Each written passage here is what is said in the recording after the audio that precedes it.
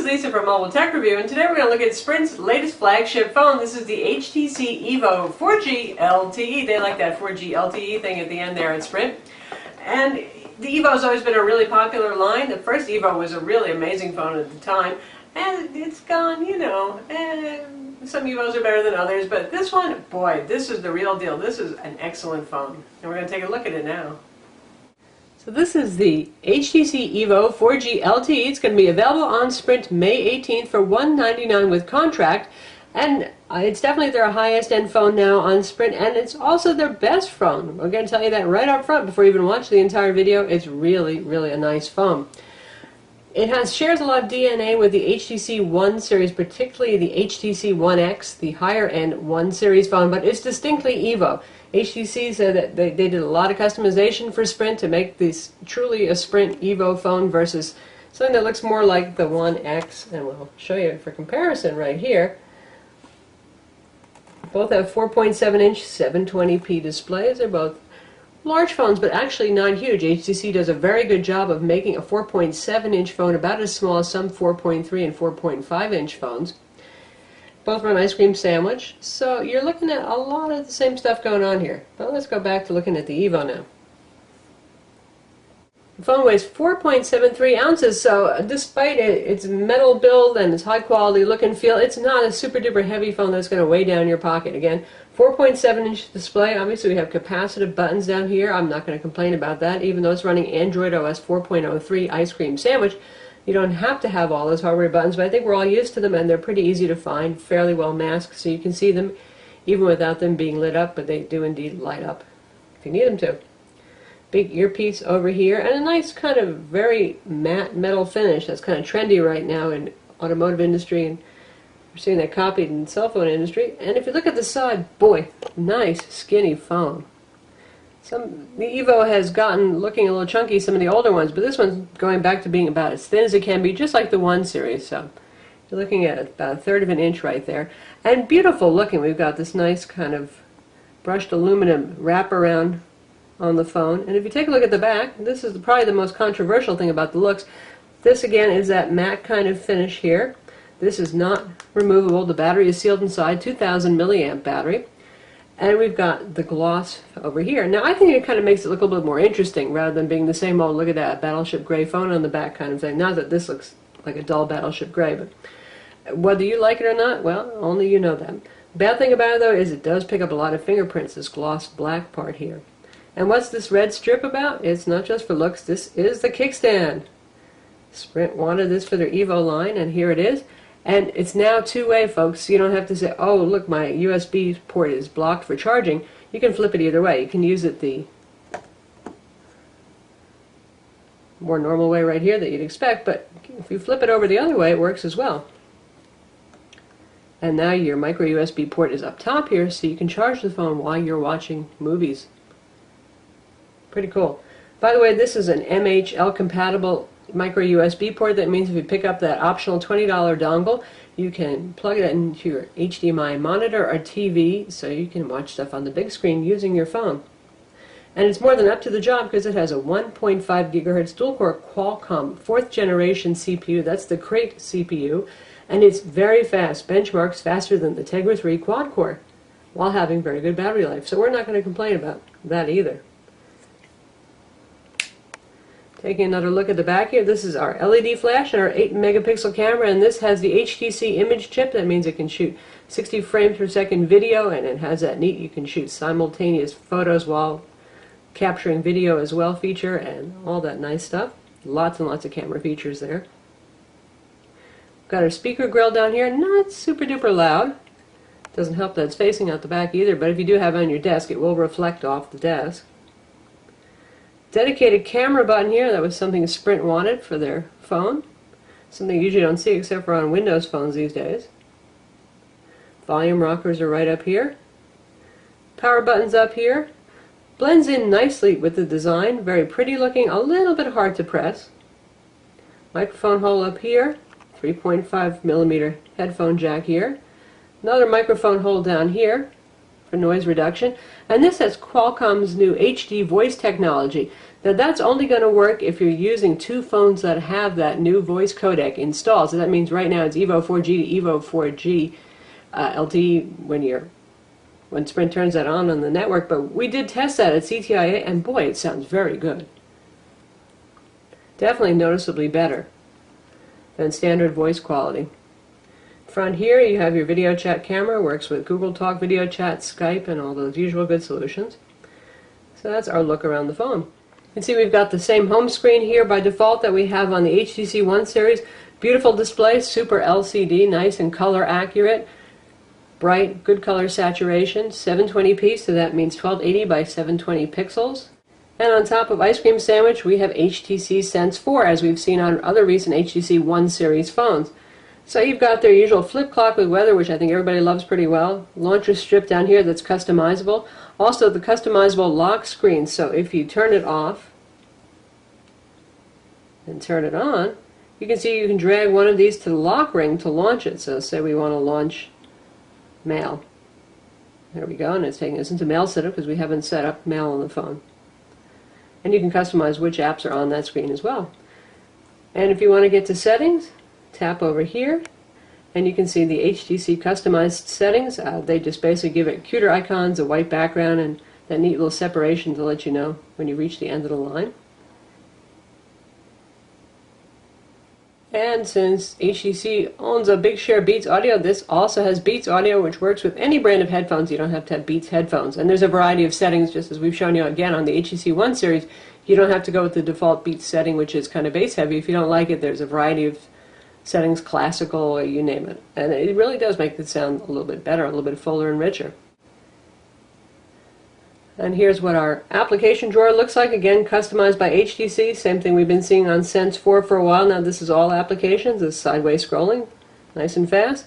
You can switch to frequently loaded apps and to anything that you've downloaded, just like that, and you can customize those tabs as well. So overall, HTC did a nice job with Ice Cream Sandwich.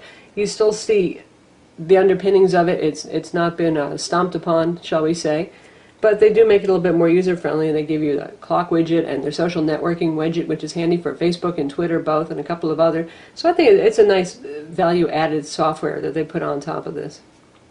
In terms of other applications, we've got HTC Hub on here, HTC's own little mobile guide to help you get going with the phone. So all the standard Google apps are on board. We've got the HTC Car app that people love.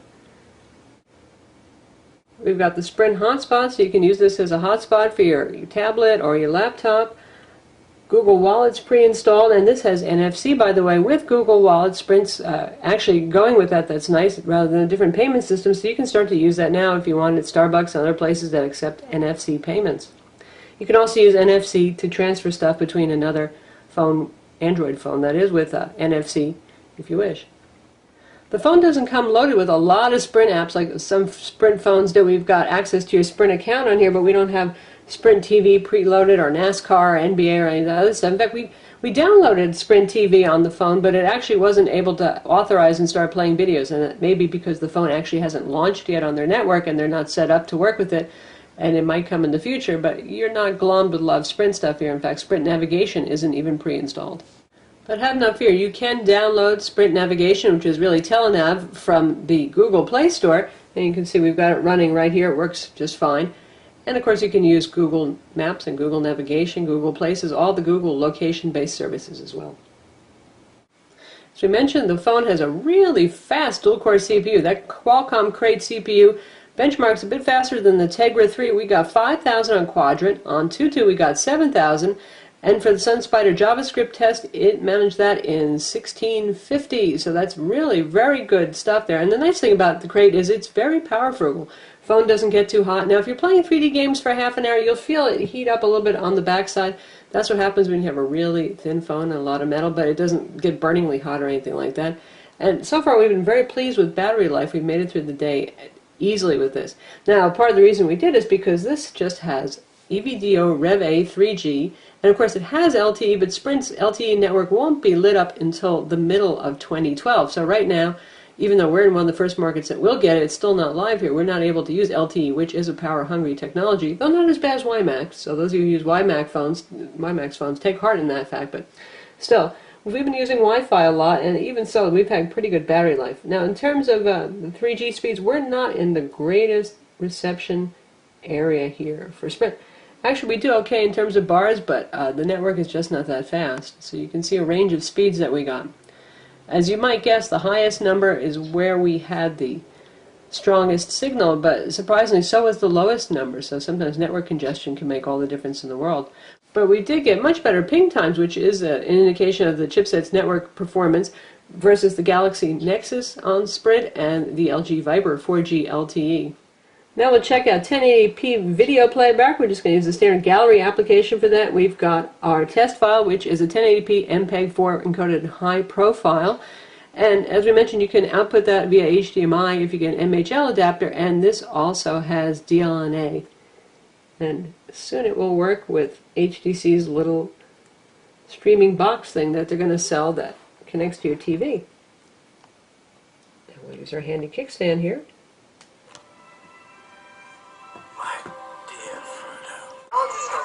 So that's with the volume set at 3/4. Not too bad, not the loudest that we've heard, but not bad. Sound quality is good. And obviously you can handle that 1080p playback, no problem. It's playing nice and smoothly. Beautiful screen, by the way, really nice for watching videos.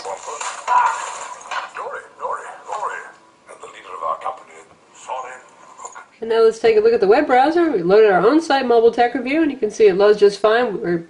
We have the option to load desktop site and load Adobe Flash on. Those are actually little check boxes, and we'll show you here. Here's your browser menu. Access to bookmarks, tabs, view desktop site, and enable Adobe Flash. So make sure you select those if you actually want to do either of those things with the browser. Works just fine. Pinch zooming is very fluid. We would show you Adobe Flash Player, which does work fine on device, but right now Google and YouTube are having a little bit of a problem with their embedded flash serving. And now we're checking out Death Rally, which is a free 3D racing game. Pretty fun, though also hard to steer, but hey.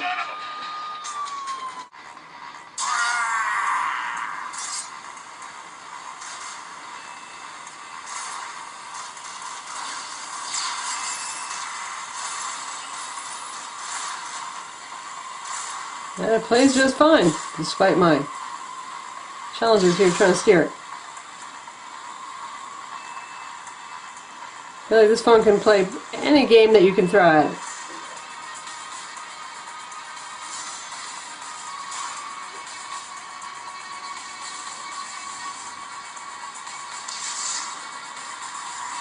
And lastly, we're going to look at the camera because it's so very capable and has so many features. The 8-megapixel camera on the back takes really great shots. Certainly gives the iPhone a run for its money, and it's a dedicated imaging chip, as we mentioned. So here we're going to focus on our nice little orchid plant here, and if you're shooting video, starts immediately, and you can take photos at the same time. You can see they're popping up down there, so not a problem. You can record 1080p video. You can do 60 fps recording. You've got all sorts of neat things here. You've got the variety of effects that are available here, and it gives you a little visual indication what they do. Vintage, country, mono, vintage warm, all that stuff. You can be your own little Instagram here. And then for other features, you've got self-timer, which camera you want to use, front or back, video quality, image quality, review duration, ISO, white balance, continuous shooting function, and more. Definitely a very capable camera, takes nice photos. And you've got quick access to gallery here, and you can see the photos that we just shot. Well, here's our video of the plant, actually. And you can take photos at the same time. You can see they're popping up down there. Nice, so sharp, good frame rates. Not a problem. And there are the still shots that we took at the same time. Picture of our cat in very low light. Did a pretty good job. Turned the flash on there. Didn't overexpose his white chest too much. It's very dark, nearly black room. So that's the HTC EVO 4G LTE, available on Sprint May 18th for $199 with contract. Really a beautiful phone. Excellent display, 720p, 4.7 inch, really nice to look at. Gorgeous looking phone overall too, just looks like a very high quality piece, nice design accents everywhere. Interesting back, you got that kickstand here, you have the gloss that does show fingerprints, as you can see it's already gotten a little bit mucked up, but still pretty nice overall. Definitely a phone that we like, very fast. We only wish that Sprint's LTE network was live now, but well, that's coming starting this summer, they say, so you can look forward to faster data speeds in your future. I'm Lisa from Mobile Tech Review. Visit our website for the full review, and don't forget to subscribe to our YouTube channel.